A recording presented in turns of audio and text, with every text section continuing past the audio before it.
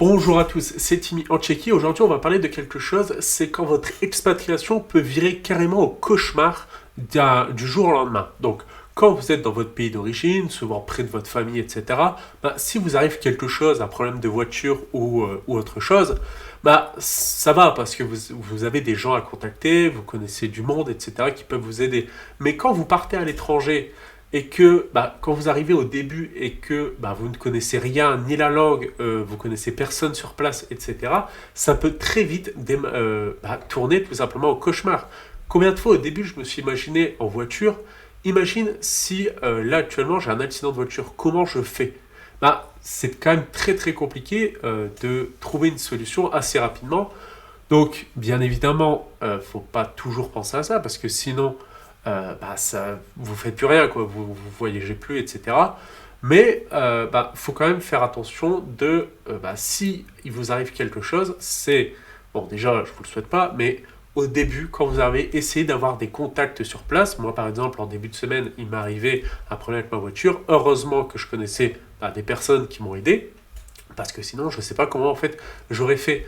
Et c'est un peu pour tout, quoi. Imaginez-vous si demain vous êtes malade, vous avez un gros problème de soucis et que vous connaissez personne, par exemple, pour vous emmener à l'hôpital, etc. Alors oui, vous pouvez appeler les pompiers, mais ça peut très très vite tourner au cauchemar. Donc l'une des solutions que moi j'ai à vous donner, c'est bien évidemment trouver des personnes, essayer d'avoir des contacts, parce que essayer d'avoir des contacts ou essayer de connaître des gens le plus rapidement possible, parce que sinon vous allez très très vite vous sentir déjà seul, et en plus de ça, si vous avez un problème, vous êtes seul à le régler, quoi. Donc c'est pour ça. Ensuite, l'autre point, c'est pas forcément physiquement, pas forcément matériellement, mais par exemple psychologiquement. Si par exemple vous vous sentez pas bien, même si vous pouvez parler à des personnes, mais souvent ils parlent pas la même langue, et votre ressenti, vous n'avez pas le même ressenti que si une personne en face de vous parle la même langue que vous. Donc comment on fait dans ces cas-là? Si vous pouvez avoir 2-3 contacts dans votre langue là où vous vous expatriez, c'est bien aussi, tu vois.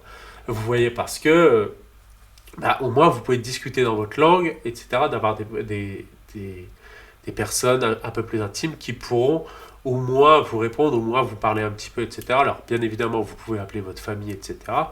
Mais voilà, avoir des gens en face de vous, discuter avec eux, c'est aussi toujours bien en fait, hein, tout simplement. Donc voilà, c'était une petite vidéo un peu pour vous parler que l'expatriation, même si c'est quand même quelque chose de génial, de super que je vous souhaite et que faut vraiment absolument le faire, sur Instagram, on voit pas par exemple souvent des personnes dévoiler aussi les mauvais côtés de l'expatriation. C'est que vous pouvez vous sentir très seul, vous pouvez avoir des problèmes, et un moindre petit souci peut clairement virer au cauchemar et vous ne savez pas comment vous en sortir, etc., etc. Donc la solution à ça, donc psychologiquement, déjà c'est de parler déjà en premier à votre famille, au téléphone par exemple, ou en FaceTime, ou après vous trouvez des amis qui parlent votre langue. Et après, si vous avez un problème matériel, si vous avez des contacts, là, pas forcément qui parlent votre langue, mais au moins que vous connaissez des personnes ici sur place, c'est toujours mieux. C'est toujours mieux, en fait, d'avoir des personnes qui peuvent vous aider. Voilà, c'était une petite vidéo pour vous parler, déjà pour vous présenter un peu mon retour, parce que ça fait longtemps que j'avais pas fait de vidéo. Si vous aimez cette chaîne YouTube, n'hésitez pas à vous abonner, liker, commenter, partager. Si vous voulez m'aider financièrement, j'ai des liens qui sont dans la description. Moi, je vous embête pas plus, je vous laisse et je vous dis ciao!